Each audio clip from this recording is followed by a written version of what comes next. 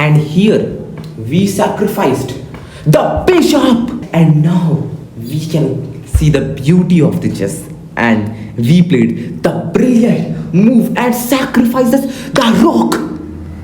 Welcome back, ladies and gentlemen, to our channel. Today I'm gonna show you how you can really play aggressive and offensive in the chess like the Mikhail Tal or Magnus Carlsen. I'm gonna tell you the thought process, how the players thinks and how I think.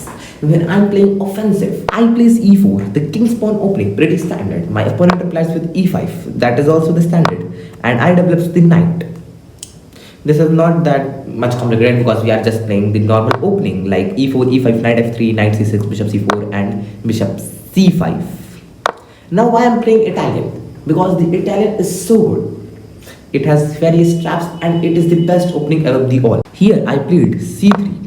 I know I can castle at this time, but I don't castle because I wanted to be aggressive. And to be aggressive, you need to play c3 in the Italian game. Why? Because there are several traps in the c3. Like if my opponent develops his knight, I played d4, takes, bishop check, knight develops, and it is looking like that we are not winning. We threw our game, we just castles, and if then our opponent take our knight, we take, and after this take, we can play bishop to a3, and if we took our rook, then we have check. Knight blocks, rook there, king takes, check, and king there, and this is the checkmate, guys. So there are various traps in this position. That's why I played the move c3. My opponent played the move d6. We have also some ways to take the advantage of this. I personally like a4 because our opponent can also throw the game there because the natural move looking like knight to f6 can lead to this and then trapping his bishop. That's why it has several traps and you need to know what you are doing in the opening. But I don't play a4. I don't know why. I thought for to take control over the center, and I played the move d4 and he takes. I took this and the same variation that we are looking, that we opens our knight, but the difference that his knight is not there. And now we can see the first mistake of our opponent, that is queen to e7. What does the move do? The move is attacking the pawn by, if we place something like this, then he can took our knight, we take, and then there is a queen take. But we are not gonna do this. We just simply ignoring all these, we just castles, because now if you try to do the same, I have rook to e1 trapping your queen. The queen can't take anything or can't go anywhere because of the pin.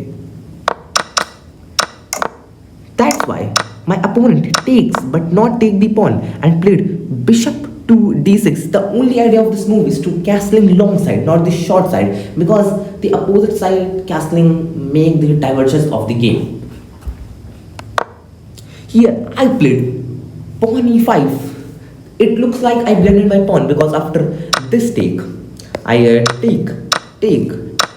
The queen can take my knight, and it's look like we blended a pawn, but no, because of the same move, rook e1 trapping the queen again.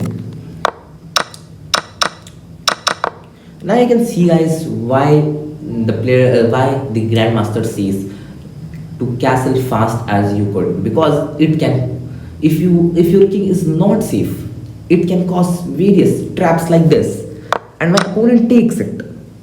I didn't take this with a knight because I thought that my opponent didn't blunder like this and take my knight. Thus I played rook to e1, increasing more threat in this time. And my opponent castles, and now I take with the knight.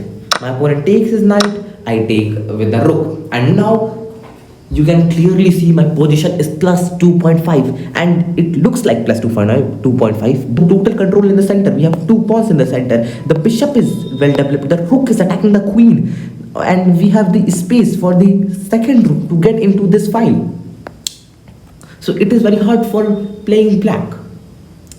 And now my opponent played queen to d6, and I played the move bishop to e4. I personally didn't like the move, but I thought that it would x-ray this pawn, a7 pawn, but eventually I realized that this is not a good move and I can simply take this pawn.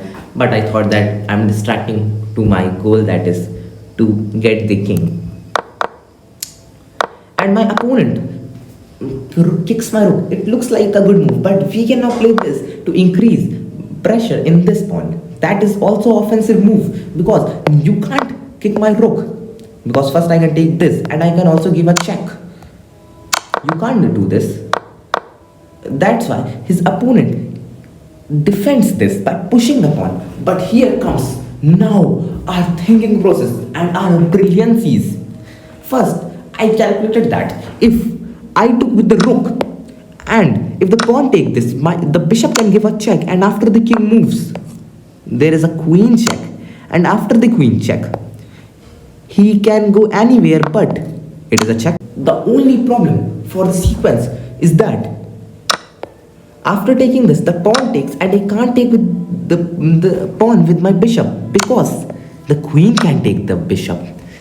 That's why I see that the queen is defending the pawn, and by doing all these calculations, I thought that if the queen is defending this pawn, we can deflect the queen. And here we sacrificed the bishop. We sacrificed the bishop because the queen is defending the a6 pawn, and after the queen takes the bishop, that is the top in this move. It disallows the defense of the a6 square, and now we can see the beauty of the chess, and we played the brilliant move and sacrifices the rook. The major threat of this square is that if the opponent ignores the rook take and plays a move like anything, we can give this checkmate. So it is very necessary to take the rook or give a king square to run, but at both costs my opponent will lose the game, because just imagine he just simply play rook to this to get the king square. It is not possible to move the rook because of the same checkmate. He can only do this by playing bishop moves like this, bishop to this, or we can just imagine bishop to this, to just giving a square, getting a square for this. But then we have calculations like we can play queen to a5, queen to a4. After the queen to a4, my opponent can do this. But now here you can clearly see the opponent's king is in the center of the board, and when your opponent king is in the center of the board, you can win the easily game. Also, we are just down 2 points of material. We can play the rook this to get this pawn threat. You can defend this, but after you defend it like this way, we have much better threats like this, and we can continue this.